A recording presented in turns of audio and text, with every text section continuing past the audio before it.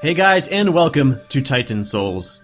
Now first and foremost, I'm going to go into this little save here. It's brand new, right in the tutorial, and you'll notice right off the bat that this game is heavily inspired by the very early Zelda games and some of the mobile Zelda games to that sort of similar effect, so to speak. And you'll notice a little bit as we get more and more into the game that's also inspired by games like Dark Souls, Titan Souls, or no, excuse me, not Titan Souls, that's this game, you idiot.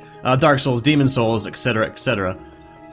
But also, I think it has very much so some inspiration from Shadow of the Colossus, so it's kind of like a hybrid between all three of those. As you see me shooting this arrow here, that is our one and only weapon. We just activated a checkpoint here, basically, if we die, which we will die many times, we will respawn there, but you'll see what I mean by it's inspired by like Dark Souls and Shadow of the Colossus here very quickly. So as we step into here, we will encounter our first boss, and there are only bosses in this game. And you can kind of see the screen shaking, excuse me. And there is our boss. This boss, basically the easiest boss, excuse me, in the game. And I highly suggest if you do fight this boss to kill as few of these blobs as you can. As you see, we only get one arrow, and I'm kind of, kind of having them come back to me. And that's because, well, I already died. That is because, again, it's like a magical arrow, and it's our only arrow. That is how we're going to be killing every boss. There's no swords, there's no shields. Just you gotta evade your bosses and shoot at them with your arrow. Be as precise as you can, and you're gonna die, and you're gonna die a lot. I don't think I hit the boss, actually. He's just kind of hopping around. And actually, it's goop. Really? There we go. You can actually hit the boss on like the rebound arrow. But this goop here will slow you down if you run into it. So you kind of want to avoid that as much as you can. And I don't want to hit it with the rebound. I've got myself in a bad situation, but we can use our dodge here to get out of dodge. And I'm trying to kind of kite them into getting hit. Getting hit by my arrow as it comes back to me.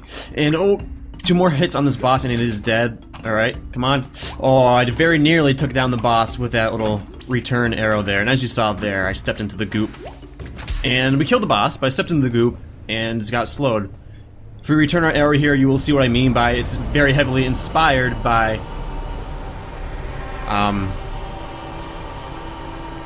Shadow of the Colossus. That is kind of, I don't know why I got an achievement there, because I've already killed that boss, but that's interesting.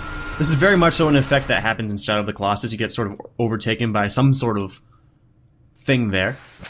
But that is the first boss down. There are 4 in this area. The next boss I'm going to do is very easy, I think. Some people might have trouble with it.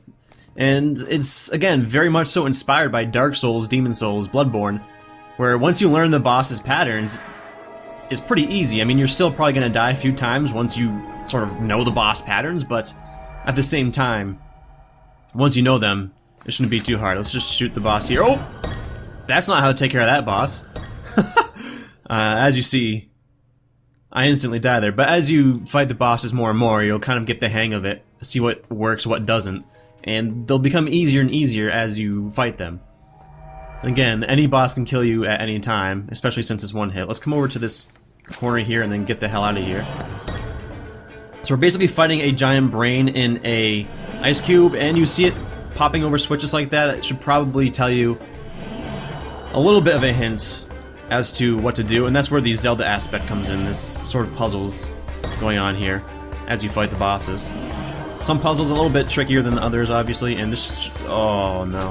I thought that was going to be it. He didn't go over the damn switch, though. Alright, this is it.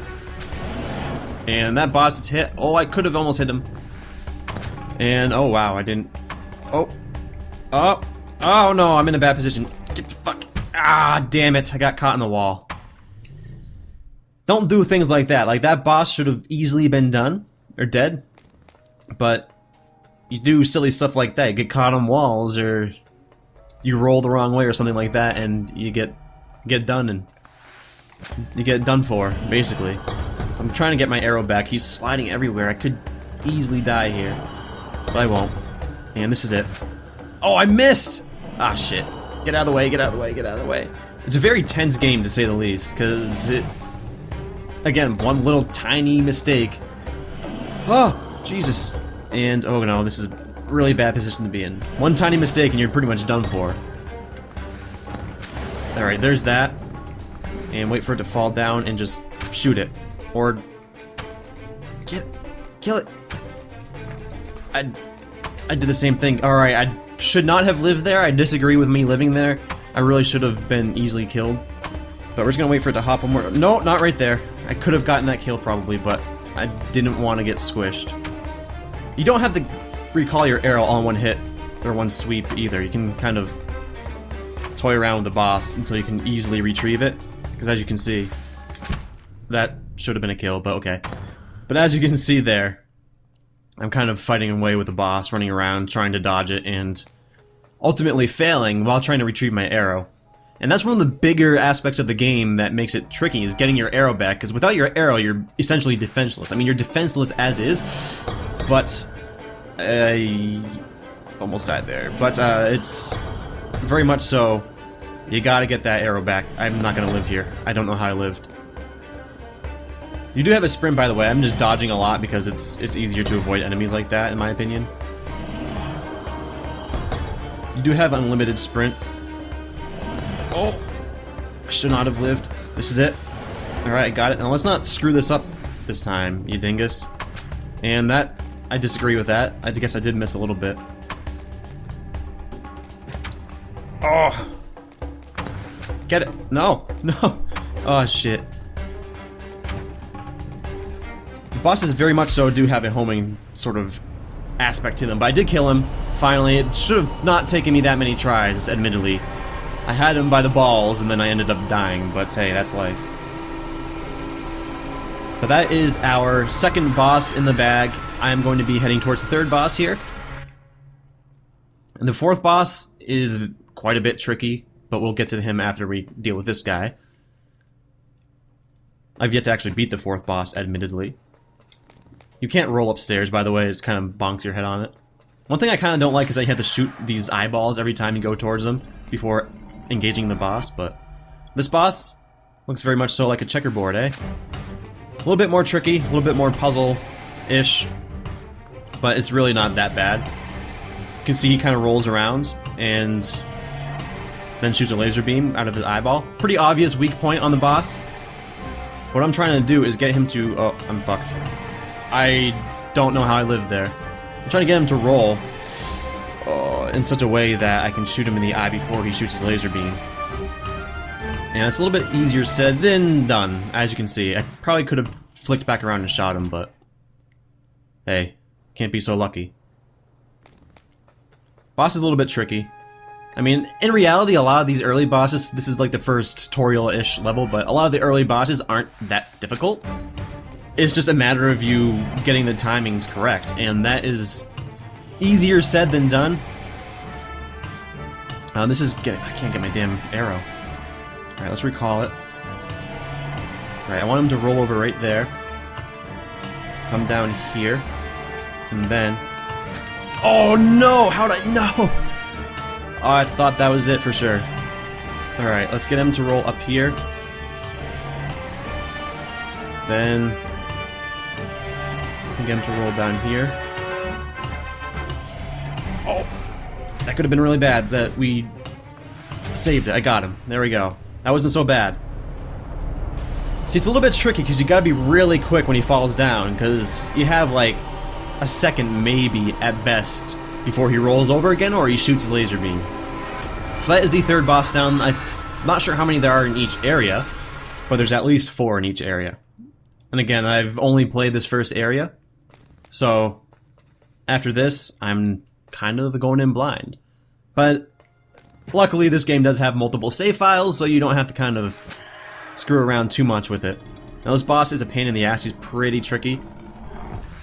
If we shoot him, get our arrow back, we might be able to... nope. Bad timing. Okay. Get out of there. Get out of there. Get out of there. Alright, lift it. Got him. That wasn't so bad, actually. That was a lot harder than I was making it out to be. Or easier than I was making it out to be. But that is the first area, and that will be it for this video. Again, we're gonna be doing one area per video, hopefully. Assuming I don't get my ass kicked too much. But But I'm just gonna head over to the next area and then hit that save point. And again, the Shadow of the Colossus, I keep wanting to call it Titan Souls or something, or Dark Souls or something, but it's not. It's Shadow of the Colossus, Jake, you idiot. Very much so inspired right there, but I just really love this game's music for the boss fights and the art style and all of that. It's really quite beautiful. And everything, it seems like it has a sense of scale, if that makes any sense. Alright, we got to the next area here. Let's roll right into that door there. Alright. There it is. We progress here pretty quickly, actually. But as always, thank you all very much for watching. And I will see you in the next episode of Titan Souls. Where is the save point here?